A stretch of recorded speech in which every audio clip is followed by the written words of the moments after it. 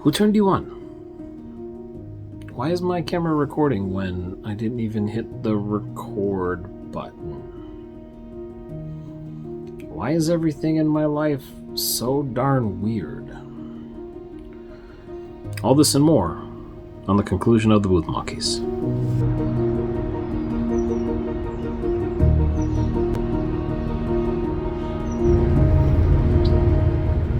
This is one of the nicest walks I've been on in a while. Hello, Internet. Mr. BPG here, and checking in from the bright early, great good morning city of wherever this part of the world is. Either way, doing one final spring check-in with my media masters, media mistresses, media matrons, media moguls, future media folks, as I think about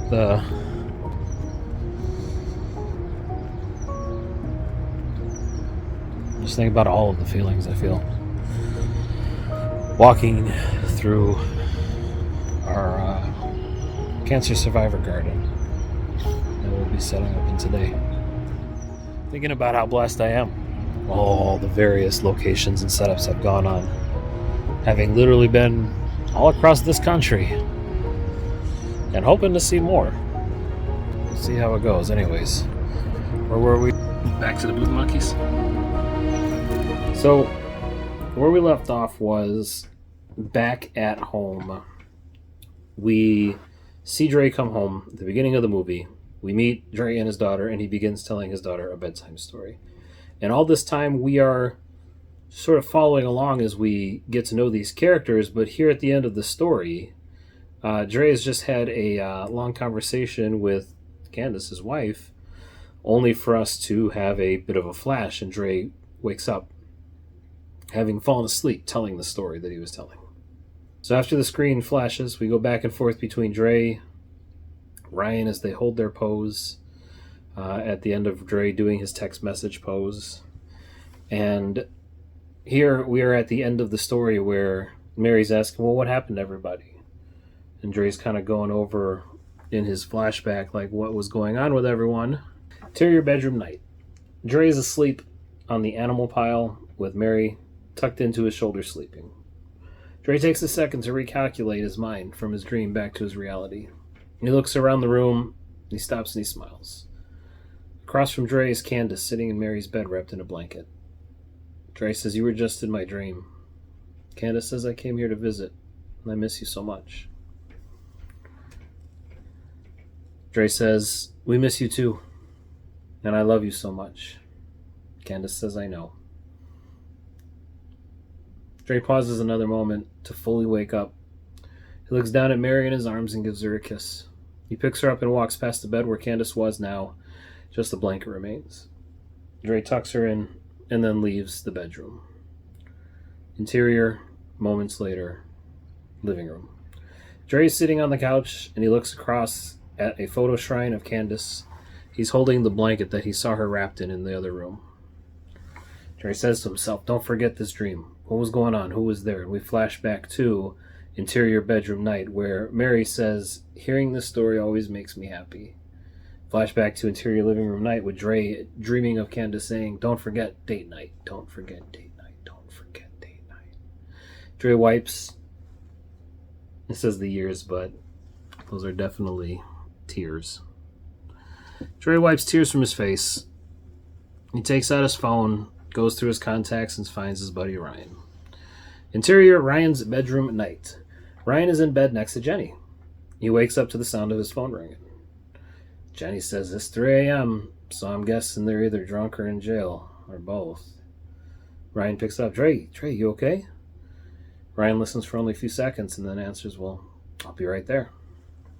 Then we go to interior, living room, early morning. Dre opens the door, and there's his buddy Ryan on the other side holding up a paper bag in one hand and 2 coffee in a coffee carrier in the other hand. Dre says to Ryan, or Ryan says to Dre, if you're about to go to work, coffee. If you're just getting off of work, Got some grown-up beer. Trey just says, hey, Ryan, come in. So now we go into your house, and the guy's settling on the couch. Trey's wrapped up in Candace's blanket. Shout out to real-life Candace to make the wonderful combination of blankets and other things that she's made me throughout the years, and pillows that have made me survive some of the more difficult times of getting through the hard days. Anyways, getting distracted. Dre says, thanks for stopping by at 4 a.m. Ryan says, no problem, brother. I missed you. Dre says, I missed you too. Ryan says, why are we whispering? And Dre talks back in normal. He's like, oh, it's because, Mary's sleeping in the other room. I guess we could just talk quietly. Ryan says, oh, Mary, it's been so long. How old is she now? Dre just answers with, right now she's the perfect age, and I hope she never grows up. God, it's been like 3 years since the accident, says Ryan. Dre says, yeah. Ryan says, I think that was the last time I saw you. You dropped off Mary at 3 a.m. Yeah, says Dre. You said that Candace was in the hospital and you needed to go alone? Yeah. Basically, Dre. Interior. Ryan says, and then you came back from Mary the next morning, and I didn't hear from you till just now, today. I tried calling, and for a while, but you never picked up. I just assumed you needed some space, so. And Dre goes right into it. He says, back then we worked way too much. COVID's there. I thought I deleted COVID because I didn't want to time this to COVID, but a lot of times we work too much. The medical field can be exhausting, and she fell asleep driving from home one night. Doctors told me to come alone because she was badly damaged in the wreck, and they didn't want to traumatize Mary. That's why I took her to you. That morning I took her to the hospital to say her goodbyes, and after that, I can't explain it. She was 4 then. She barely remembers it all.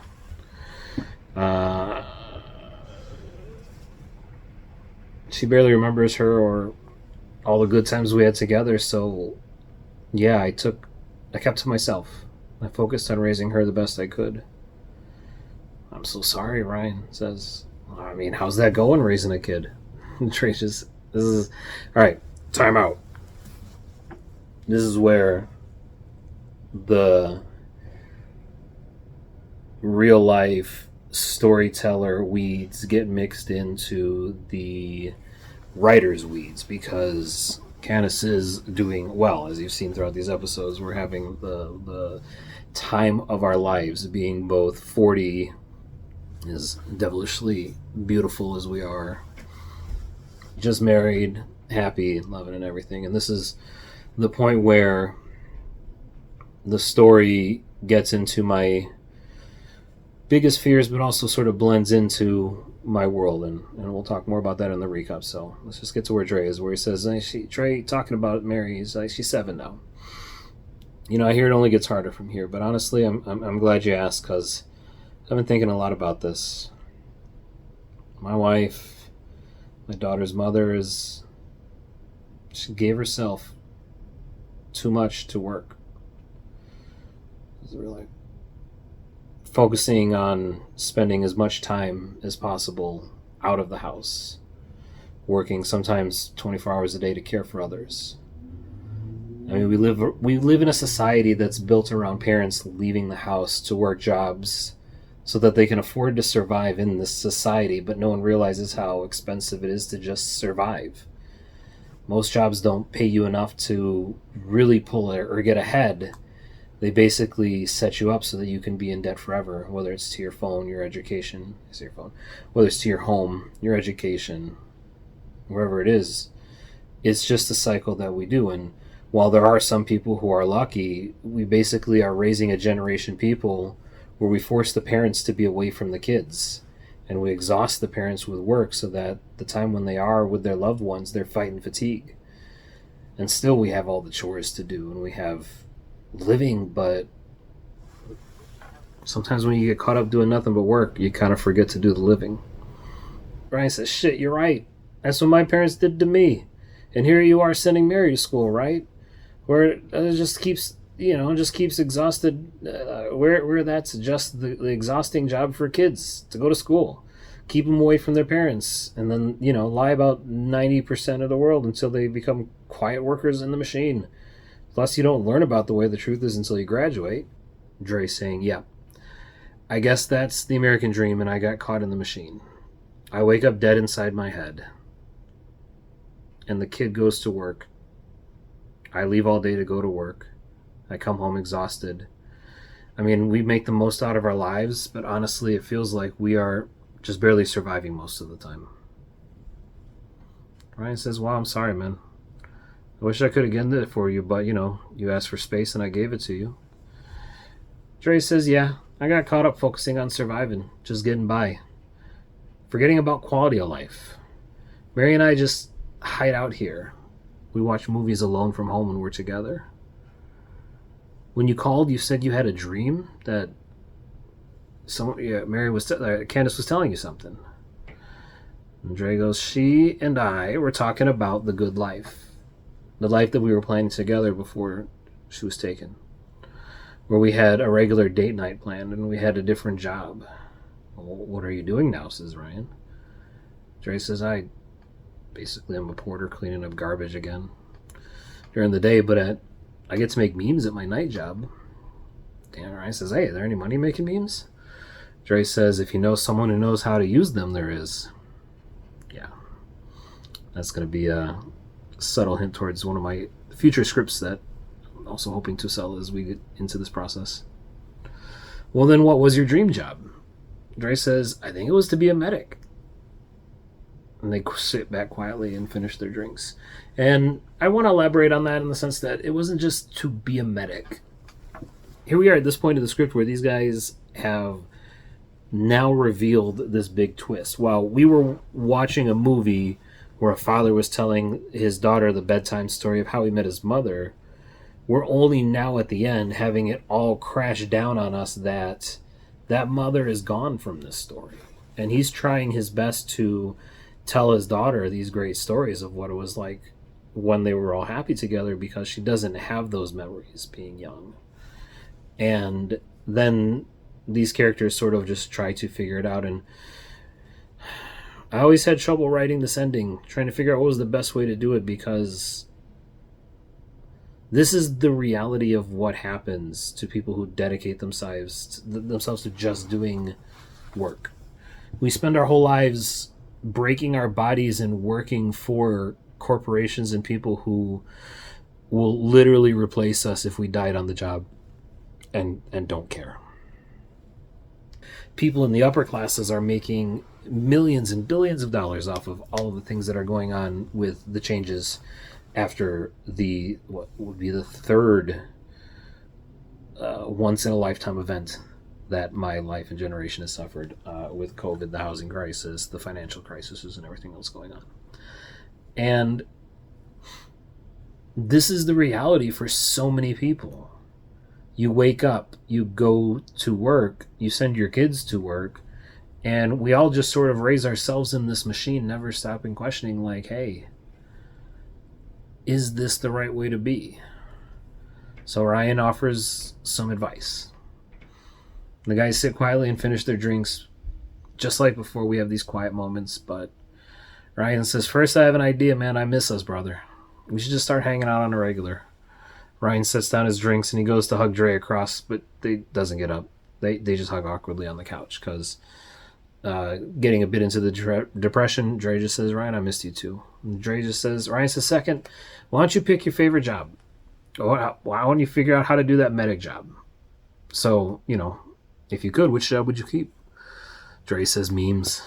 Yeah, I might not realize it, but you can really make a person's day better with a good meme. Ryan says, oh yeah, show me. And so we end with the guys sitting together, sharing drinks while they scroll through Dre's folder of memes. As they catch up, Mary sleeps in the other room and Dre gets ready to go to his day job the next day. And then we have a little end scene where interior Ryan's couch, Jenny and Ryan are sitting together on the couch. Ryan gets a text message from Dre. Ryan takes out his phone. Jenny said, who dat?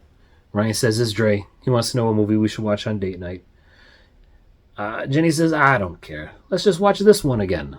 Good enough for me, says Ryan. Ryan points the remote towards the lens and hits the rewind button, eject button, the replay button. God, when I wrote this script, media was just on film. Now, oh my God, media is so strange. Recap. The recap, the recap, the recap, the recap. So, obviously, this is probably not the ending anyone would have predicted. Maybe it is. I don't know. I don't know how you read these scripts, but I am at a general crossroads in my life. I've always been trying to reach what I discovered was called ikigai. Ikigai. Ikigai? Ikigai. I don't speak very good any language. I have a mixture of English and other languages. I believe this is Japanese. Ikigai. Ikigai. Reason to live. But the idea is that you find something that you're passionate about, something that is your mission in life, something that you can call a profession and something that you can call a vocation, to find perfect balance, sort of a Zen diagram of what you are good at, meeting what the world needs, matching what you love to do, and then finding it in a way that you can get paid to do it. And I've had a funny relationship with money, where I have not yet figured out if I am rich or I am poor. I think that I am poor because no matter how much I trade my time for money, that money eventually is always gone. It's always enough to keep me in the labor class, never enough to move me into the next class. This is a tragic comedy that's supposed to talk about the life of the American working class. And I've been working class my whole life in the sense that all I've ever done is work, but no matter how much I work, it just gets spent. It's this useless, I work, I make money, it goes back to zero. I work, make money, it goes back to zero. I mean, I don't know what to do. I feel like I am poor sometimes because I can't afford to be in the investor class. I can't find a way to save money and use my skill talents and take care of my family that way. I am rich because I have shoes with my name on them that I wear to events where I work as a professional, a skilled professional, and I get paid well to do it, but not enough to take care of what I need to take care of. And I've always been bothered because my skilled labor that I trade, the skilled labor of being a writer, director, editor, and photographer, always pays so much better than the other labor I've done working in the medical field, working in healthcare, working in pet healthcare. So what do? My real life, do I keep making changes? Do I become what I used to be? Do I go back into medicine, work for my hourly wage, be my small part of the machine, and continue to make enough money to survive, but not pay off my creditors and not build in advance? Or did I finally reach the right people and were able to put together a team of professionals to go from taking just creativity and turning it into job creation, turning it into finding the right connected people to tell this story at the right place at the right time, so that we can hopefully use that to sell enough tickets to pay any remaining money owed on someone's ledger, so that those people using me can, stop just calling me asking for money, but together we find a way to continue to make money. Or do I drop all my skill talent and just work to better fix my small system? I guess it's my hope that that's what this project can become. So it's not what it truly is, which is me just sitting here alone without my kids. As a father, I cherish those moments in between, after work, right before sleep. How much time I spent in those early days, around this age of the kids, that 7-year-old age, where we spent so much time on the floor just playing with toys. How much time I spent just reading to them and have them listening to me. So, reality is stranger than fiction. And this is the fiction that I've written so far. I'm afraid to go I'm afraid to go forward. Yeah, I am afraid to get this to the finish, because you think, here I am at the end. I'd finally be excited to release this movie, to get it out there to the public, to finally be at that point. But this project is just so cursed. I mean, ever since I've started working on it, all kinds of things have gotten into my life to make it more difficult and harder to pass on. So, good Lord. I mean, just the other day, I'm trying to cook healthy vegetables to eat for lunch, and I lop off a whole portion of my finger. I mean, look at that. I kept it. It was a good clean cut. Still missing a piece of the digit, but jeez. Anyways, I don't think I really have a choice. It's time to get this over with. Time to get to the end of the story and weigh your judgment. This is a collection of my thoughts, my stands, voice in my head, voice for those who like to listen to me.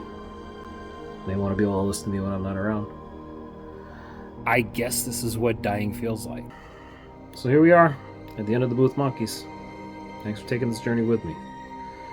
Where it goes from here, I don't know, because there's this human part of me that just wants to make this movie, tell the story, and build it from there. This is just one of a few stories that I've worked on and hope to one day sell. I don't mind trading my time and getting back into the medical field, but I think I can help more people through this media by telling the types of stories that people share, waking up people to the ideas that we do and are always working towards a great future, and all those other messages that I've slipped in there about being able to adapt and overcome, of learning your life currency. But now, I don't know. I go back to searching for money. Here's my special map here with all the little markers where I found money throughout the years, and see if we can't find some money on this one of these spots on the map. We'll see how this goes. Thanks for watching. See you next time.